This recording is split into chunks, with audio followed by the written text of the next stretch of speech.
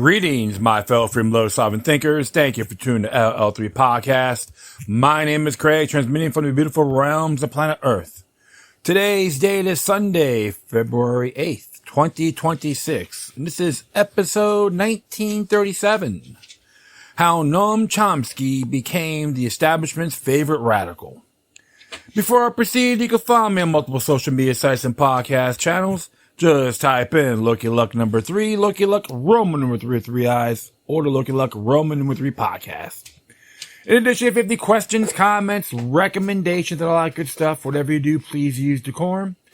Hit me via email to ll3.podcast@proton.me. If you want to donate, go to paypal.me or cash on app /Lucky Luck number 3. Oh, yeah. Well, I seen that AI video clip, you can say, with Donald Trump as the Lion King, as a total Lion King skit.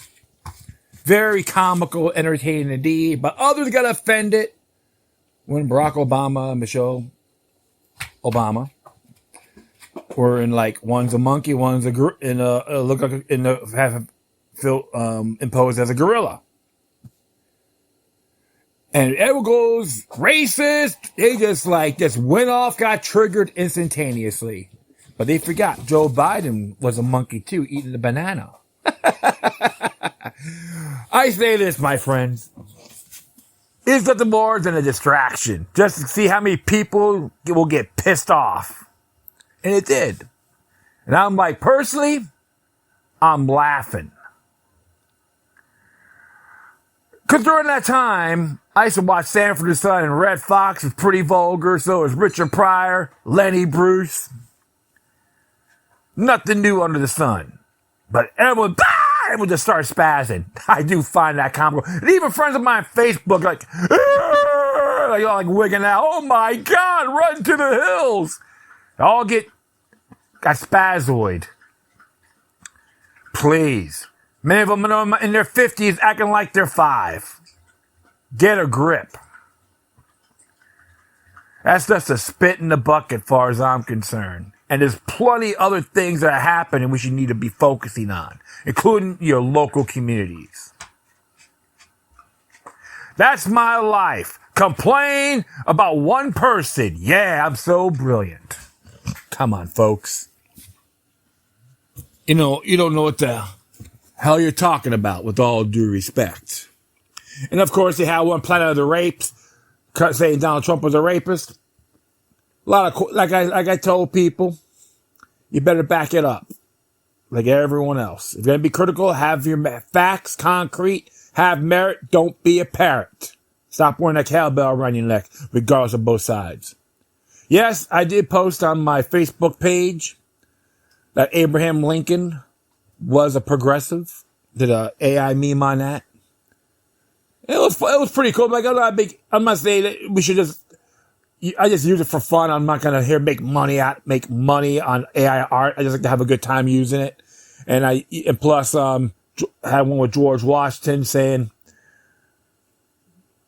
I warned you in my farewell address on the dangers of foreign powers and influences, including factions. And there's people out there on my personal page, they appreciate it. So I got folks out there, we try to see things a lot bigger than what it is. That's why I just I get a big kick out of certain people. It's okay, we can have differences, doesn't mean we don't disagree on everything. That would be absurd.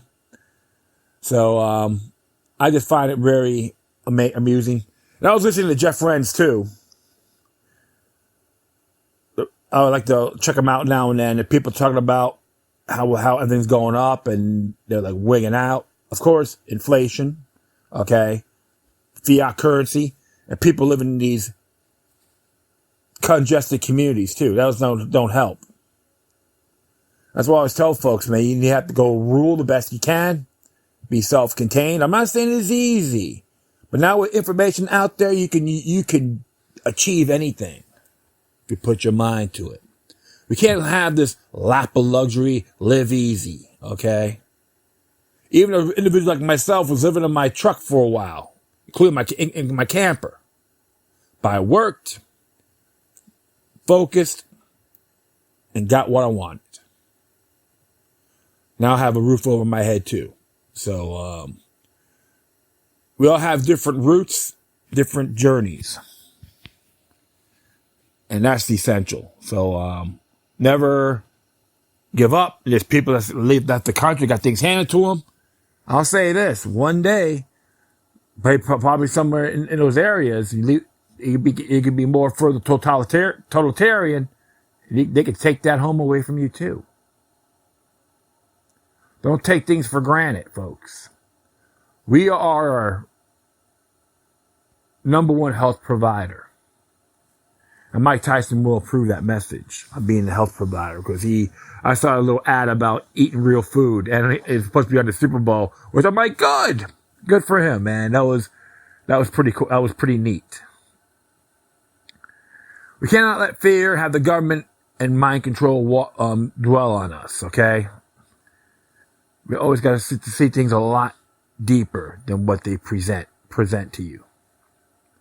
So, like I always say to folks, please observe responsibly, question everything, and make your own judgment. It's not going to happen in a day. It can change any time. But just keep the other information in the back files. Because they do come in handy now and then, right?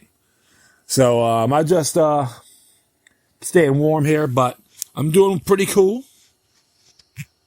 I'm going to be reading this article from Jose Nino on the Substack page.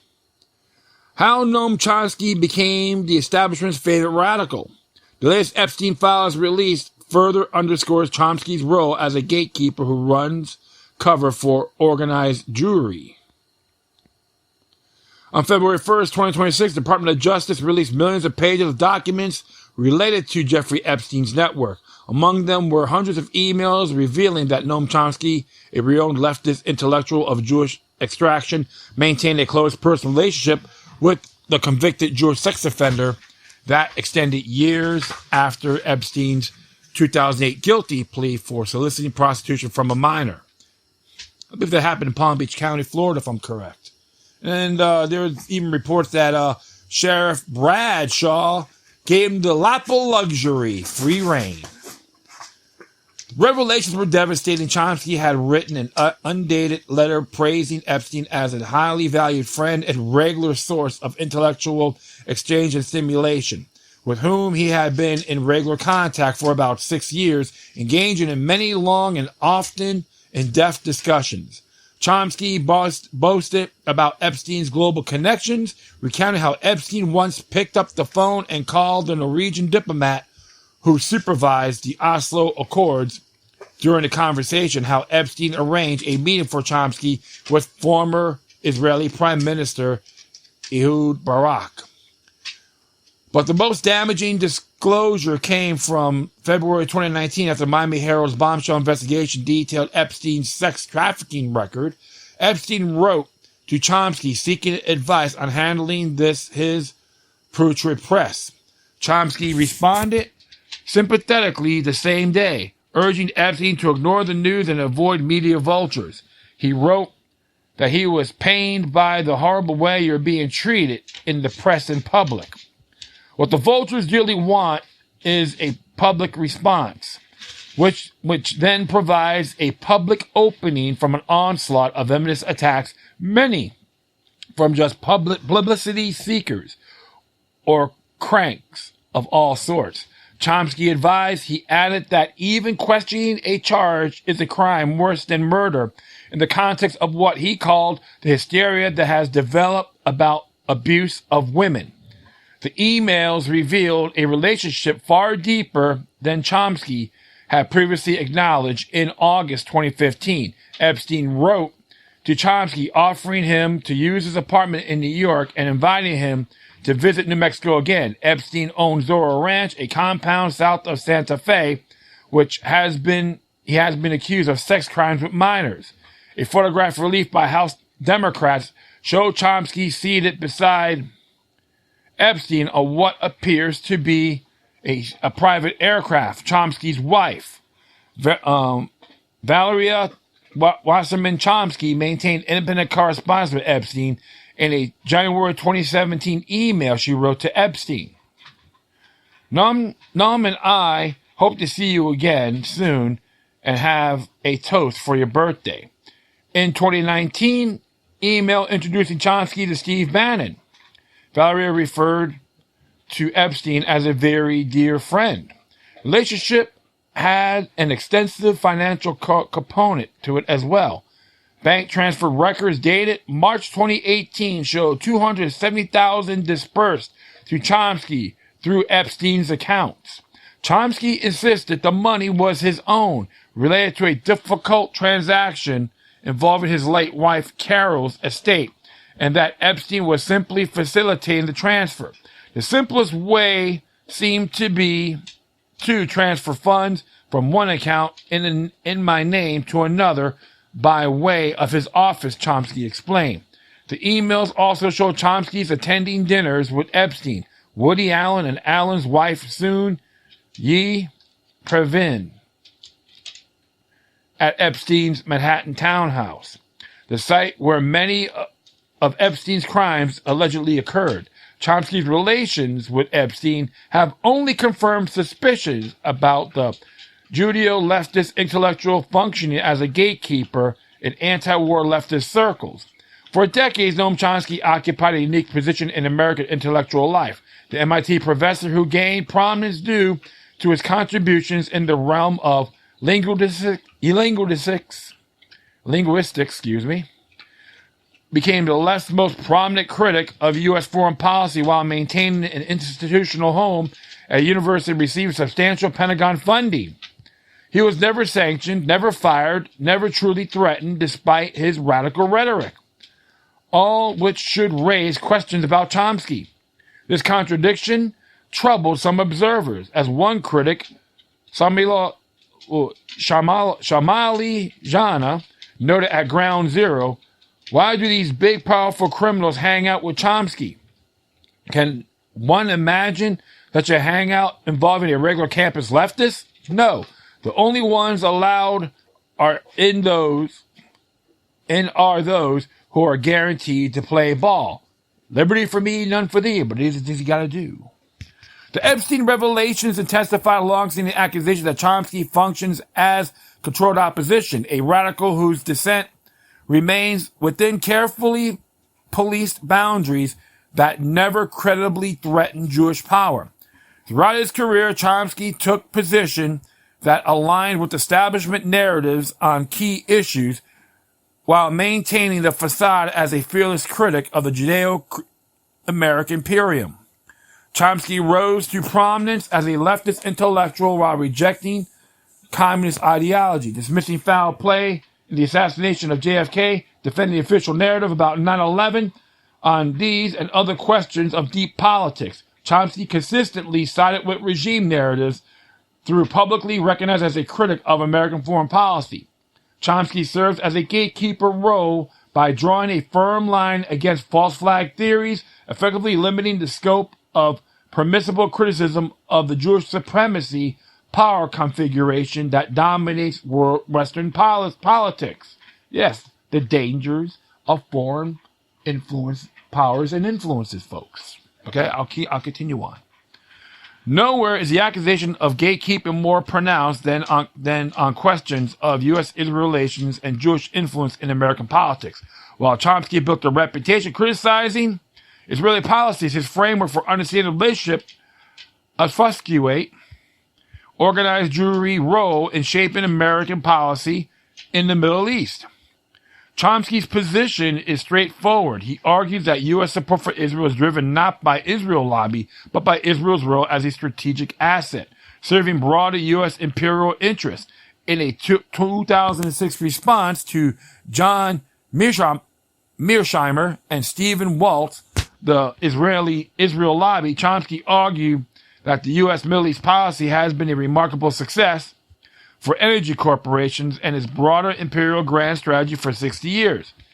In a Journal of Palestine Studies interview, Chomsky was even more dismissive. Chomsky said the following: "It's no secret that concentrated private capital has an overwhelming influence on government policy in all sorts, sorry about that, of ways. So if, in fact, the lobby is forcing the U.S. into policies that are against the interests of these people who effectively run the country, we should be able to convince them. And they would put the Israel lobby out of business in about 5 seconds. The lobby is peanuts compared to them. The military-industrial lobby alone vastly outspends and has much greater influence than the Israel lobby does.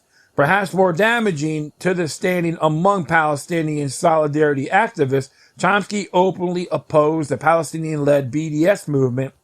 He called it hypocritical because it targeted Israel, but not the United States, which he considered more responsible for Israel's crimes, conveniently ignoring how the Jewish captured of the commanding heights of the American economy, political process, and media ecosystem has allowed for Israel to act with virtual impunity. At Harvard in 2003, Chomsky stated, "I am opposed, and I have opposed for many years. In fact, I've probably been a leading opponent for years for the campaign for divestment from Israel and for the campaign about academic boycotts. On the Palestinian right of return, he argued it was unrealistic and that insisting on it was a virtual guarantee of failure.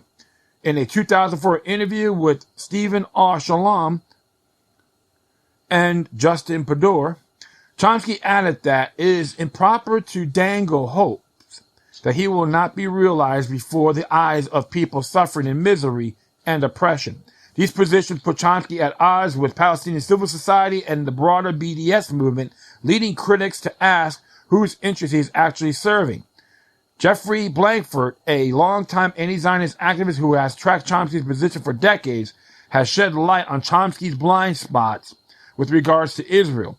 In a 2010 article titled Chomsky in Palestine, Asset or Liability, Blankford wrote, "What we are dealing with in the case of Professor Chomsky is nothing less than intellectual dishonesty parading as its opposite. At the end of the day, it is evident that Chomsky's affection for Israel, his sojourn on a kibbutz, his Jewish identity, and his early experiences with anti-Semitism have colored his approach to every aspect of Israel's conflict with the Palestinians. In his younger days, Chomsky was affiliated with or close to Hashmer's Hatzer, the Young Guard, a socialist Zionist youth movement, and intellectually connected to Avuka, an organization of left-wing Jews and part of the Zelig Harris, who later became Chomsky's linguistics mentor at the University of Pennsylvania.